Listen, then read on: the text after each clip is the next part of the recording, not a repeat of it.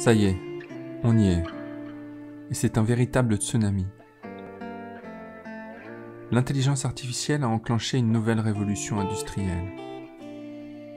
Hier, la Silicon Valley en était l'épicentre. Aujourd'hui, c'est la Chine qui attire tous les regards. La Chine est en train d'inventer un monde où l'IA est présente partout. Après avoir travaillé chez Apple, Microsoft et Google, Ke-Fu Lee est désormais l'un des premiers investisseurs chinois en IA. Donc je pense qu'on sera confronté à un chômage très important dans les 15 à 20 prochaines années. Y avait-il beaucoup de pression dans votre famille pour exceller? Oui, il y en avait. Particulièrement du côté de ma mère. J'étais son fils unique. Je pense qu'elle voulait vraiment que j'excelle. Alors je me souviens, quand j'étais très jeune, elle me demandait d'écrire ces caractères chinois, et à chaque fois que je faisais la moindre erreur, elle me giflait et je devais recommencer. Je devais mémoriser toutes ces poésies chinoises, et à chaque fois que je me trompais d'un mot, elle jetait le livre par la porte. J'ai été poussé à travailler très dur. Ça a été très enrichissant. Elle m'achetait n'importe quel livre que je voulais lire, et elle me donnait des récompenses, des câlins, et beaucoup de bonne nourriture, lorsque je faisais du bon boulot. C'était très bien, et c'est ce qui se passe en Chine, avec ce système de punition-récompense, pour guider les gens vers le travail acharné et l'excellence. C'est intéressant, et j'imagine que vous enseignez tout ça à vos enfants. Non. Vraiment? C'est très intéressant, mais pourquoi pas? Parce que je pense que les gens ont vraiment besoin de trouver leur passion. Et forcer quelqu'un qui n'est pas bon en maths à participer à des concours en mathématiques, ou quelqu'un qui n'est pas bon en orthographe à exceller en orthographe, n'est pas quelque chose que je veux pour mes enfants. Donc je les aide toujours à explorer de nouvelles choses qui pourraient les intéresser, et puis les soutenir une fois qu'ils trouveront leur voie. C'est vraiment intéressant, donc votre mère était assez intense. Et évidemment, vous m'avez dit que c'était très gratifiant. Était-ce gratifiant dans le sens où, ok, j'ai accès à des livres, et j'ai accès à tout ce que je veux, ou était-ce plutôt ces connaissances qu'elle vous a forcé à obtenir? Cela vous a-t-il aidé, car vous avez eu tellement de succès? Je pense certainement que cela m'a aidé. Mais je pense aussi avoir été chanceux d'avoir étudié en Amérique. C'était encore peut-être plus important, car les écoles asiatiques ne donnent aucune chance aux gens d'apprendre à apprendre. Et les écoles asiatiques sont vraiment très fortes pour apporter un niveau de compétence très important, en vous forçant à tout mémoriser par cœur. Mais cette méthode, en fait, étouffe votre créativité. Étudier en Amérique a été probablement plus important pour moi qu'être obligé de travailler très dur avant l'âge de 11 ans, car comme ça vous avez pu profiter de votre créativité. Oui, en fait j'ai trouvé la programmation amusante, de même pour l'intelligence artificielle. J'ai pu de ce fait poursuivre ma passion. Peut-être un peu en retard, mais j'ai quand même réussi. J'ai vécu beaucoup de choses. J'ai eu un cancer, et je ne suis pas en rémission. En faisant face au cancer, j'ai réalisé que travailler dur ne peut pas être le but d'une vie. Cela peut l'être quand vous faites quelque chose que vous aimez, mais cela créera en fait beaucoup de stress. Et à la fin de la journée, quand vous regardez vraiment votre vie, en étant face à la mort, pouvant se mesurer seulement en une centaine de jours, comme c'était mon cas, je voyais bien que le travail acharné n'était pas du tout sur ma liste de priorités. Au contraire, j'ai regretté avoir autant travaillé. Quand j'ai découvert mon diagnostic après avoir surmonté ma période de déni, j'ai commencé à repenser aux priorités de ma vie. Et j'ai pu voir comment ma famille était aussi altruiste, en prenant soin de moi comme ils l'ont fait. Vous savez, ma femme dormait à côté de moi sur le petit canapé à côté de mon lit. Et mes sœurs me faisaient de la nourriture, et mes filles me faisaient de petits cadeaux pour essayer de me remonter le moral. Et je me suis rendu compte que je n'avais jamais fait ça pour eux. J'ai aussi lu un livre de Bronnie Ware. C'était une aide-soignante. C'était une aide-soignante qui a pu voir plus de 2000 personnes sur son lit de mort.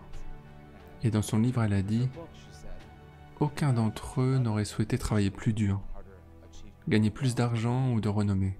Ils auraient juste souhaité donner plus d'amour et passer plus de temps avec leurs proches, et aussi poursuivre leurs rêves.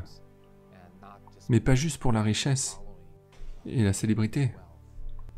Et aussi pendant que j'étais malade, j'ai aussi rendu visite à un vieux moine bouddhiste, très célèbre, Maître Sheng. Il est peut-être le moine bouddhiste le plus célèbre au monde. Il est très sage et se trouve dans les montagnes de Taïwan. Et je lui ai parlé de ma maladie et de mes regrets. Et il m'a dit, qu'est-ce qui a vraiment conduit ta vie?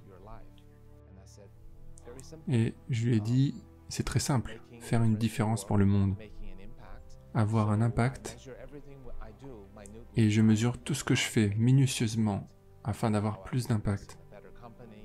Comment investir dans une meilleure entreprise, comment écrire un livre qui se vendra en plus d'exemplaires. Et je lui ai dit, tout ce que je fais est bénéfique pour le monde, alors pourquoi ai-je un cancer? Il a dit, êtes-vous sûr que vous faites tout cela pour rendre le monde meilleur? Ou est-ce que vous le faites juste pour vous rendre plus célèbre? Et j'ai commencé à réaliser que ces deux contextes n'étaient pas séparables. Et puis il m'a expliqué que les gens peuvent essentiellement succomber à deux types de tentations. L'avidité pour l'argent et l'avidité pour la gloire. Et il a dit dans de nombreux enseignements chinois, l'avidité pour la gloire est considérée comme mauvaise. Donc beaucoup d'érudits ont évité cela. Mais l'avidité pour la gloire est pourtant louée, parce que ça représente vivre une bonne réputation, changer le monde, contribuer à rendre le monde meilleur. Mais il a dit, Kaifu, je pense que vous vous trompez. Quand vous dites que vous essayez d'aider le monde, vous essayez juste d'être plus célèbre, n'est-ce pas? Et ça m'a vraiment frappé. Et il a dit, si vous êtes vraiment d'accord avec ce que je viens de vous dire, vous devriez changer votre objectif. Aider le monde à être un meilleur endroit, c'est bien. Mais c'est en donnant de l'amour aux autres et pas en se rendant célèbre que vous y arriverez. Vous devez séparer ces deux choses. Et c'était probablement la plus grande révélation dont j'avais besoin. Comment les avez-vous séparés? Eh bien, quand je voulais faire quelque chose, je me disais, est-ce que c'est quelque chose qui va faire du monde un meilleur endroit pour vivre? Ou alors est-ce que c'était un effort supplémentaire pour me rendre plus célèbre? Et je donnais la priorité au premier objectif. Et s'il y avait des gens qui avaient besoin de mon aide et que cela n'avait rien à voir avec ma progression, mais comme c'était quelque chose dont je savais dont ils avaient besoin, je passerais du temps pour les aider. Je passerai plus de temps avec ma famille et je travaille toujours aussi dur, mais je place toujours ma famille en priorité. La famille et les amis. Par exemple, quand mes enfants sont en vacances à la maison, c'est là où je laisse tomber le travail et que je passe du temps avec eux, plutôt qu'au travail. Il s'agit simplement de renverser les priorités, parce que la famille ne vous prendra pas autant de temps si vous la placez à un niveau de priorité plus élevé. Je pense que le nombre d'heures de travail peut être diminué de 20%. Ça va pas vous impacter de façon spectaculaire. Mais maintenant, je me sens beaucoup plus gratifiant. J'ai l'impression que chaque jour de ma vie est plus significatif. Et puis, aussi, j'ai pu tuer toutes mes mauvaises habitudes. Vous savez, refuser de se lever la nuit pour dormir une bonne nuit de sommeil complète. Je pense que tout le monde devrait être encouragé à faire vraiment ce qu'ils aiment. C'est vraiment important pour nous, de ne pas laisser les préjugés ou les croyances actuelles au sujet de qu'est-ce qu'un bon emploi. Les docteurs, avocats, ingénieurs, on nous fait croire que ce sont des bons jobs. Et bien en fait, bon nombre de ces emplois vont disparaître. Dans chaque domaine, quand beaucoup d'emplois vont se développer, d'autres vont s'éteindre. Prenons le domaine médical.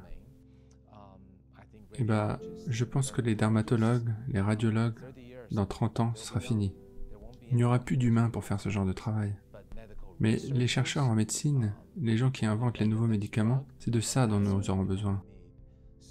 Je pense qu'encourager les gens à aller chercher un travail où l'intelligence artificielle amplifiera leur créativité sera le travail ultime à avoir. Mais nous devons inculquer une éducation qui encourage la créativité. Une éducation qui oblige les gens à courir après ce qui les passionne. Je pense que vous devez faire quelque chose dont vous aimez faire.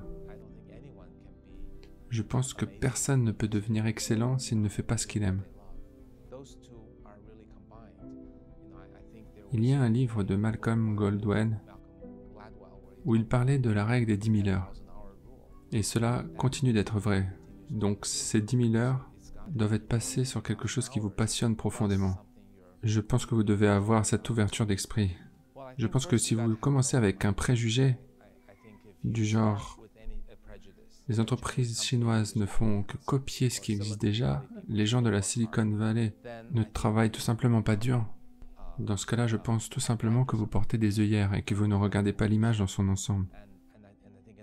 Et je pense qu'une autre chose importante est de rencontrer d'autres gens plus intelligents que vous et leur poser des questions et prêtez-y attention. Surveillez et validez et vérifiez les choses dont vous apprenez. Vous devez penser que le monde entier peut être votre professeur. Vous devez apprendre, poser des questions et garder cette ouverture d'esprit. Et je pense que c'est probablement ce que j'ai fait. Pourquoi y a-t-il un effet placebo, n'est-ce pas? Par notre simple détermination en croyant que ce médicament inutile va nous guérir, nous guérissons. Donc ces choses, je pense qu'elles sont très difficiles à expliquer. Une simple intelligence artificielle ne peut pas reproduire tout ce que nous faisons. Oui, ce genre de truc est vraiment, vraiment fascinant pour moi. Une chose que j'aurais dû vous demander est, qu'est-ce que l'âme? En quoi vous souhaitez que les gens croient? Et en quoi cela rend notre expérience plus agréable? Je pense que c'est une croyance qui dit qu'un être humain peut se connecter à un autre être humain. Et que cela ne peut pas être remplacé par n'importe quelle machine. C'est une croyance que la connexion d'un humain à un autre humain est réelle, authentique, et que les machines ne peuvent pas reproduire.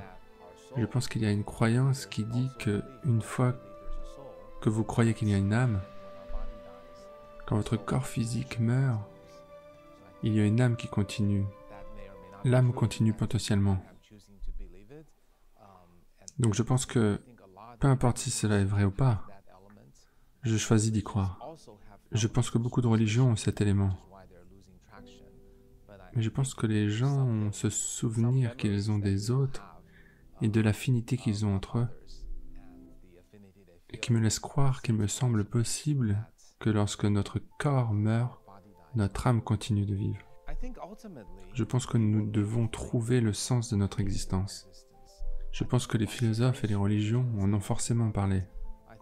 Je pense que cette poursuite doit continuer. Mais pour l'instant, nous avons été endoctrinés. Je pense que beaucoup pensent que le sens de notre vie est relié à un travail difficile.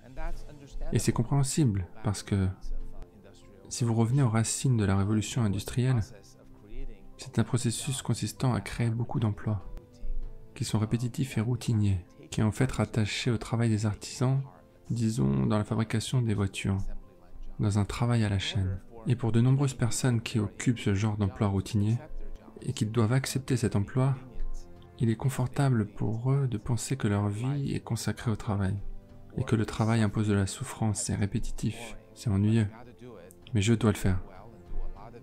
Car si je le fais bien et souvent, je gagnerai plus d'argent, ce qui donnera à ma famille une meilleure vie, et ce qui donnera à mes enfants une meilleure éducation. Donc ils doivent croire que le travail est le seul sens de leur vie. Mais l'intelligence artificielle est tout simplement l'opposé de la révolution industrielle. Elle est justement là pour remplacer ces emplois routiniers, qui ont été créés par la révolution industrielle. Donc quand ces emplois seront supprimés, donc tous ces gens qui auront rattaché le travail au sens de leur vie, et tous ces emplois qui vont disparaître, remplacés par l'intelligence artificielle, et tout emploi susceptible d'être remplacé par l'intelligence artificielle, je pense que tous ces gens tomberont tout simplement en dépression, dans des addictions, voire le suicide. Il y avait beaucoup de preuves concernant le lavage de cerveau, qui dit que le taux de suicide, que le taux de dépression ou de toxicomanie sont en hausse durant les périodes prolongées de chômage. Donc je pense qu'on sera confronté à un chômage très important dans les 15 à 20 prochaines années. Nous ne pourrons tout simplement pas y remédier en accordant aux gens une protection sociale, en leur donnant de l'argent et en leur disant « Vous inquiétez pas, vous n'avez pas besoin de trouver un nouvel emploi. Voici un peu d'argent pour vous aider. » Parce que les gens perdent ce qu'il y a de plus précieux, qui n'est pas leur revenu, mais une perte de sens. Oui, le tsunami est en route. Mais si tu te prépares et tu reprends confiance enfin, une issue heureuse alors est envisageable. Ce n'est pas le succès qui te rendra heureux, c'est le bonheur qui est la clé du succès. Tu ne réussiras seulement que si tu aimes ce que tu fais.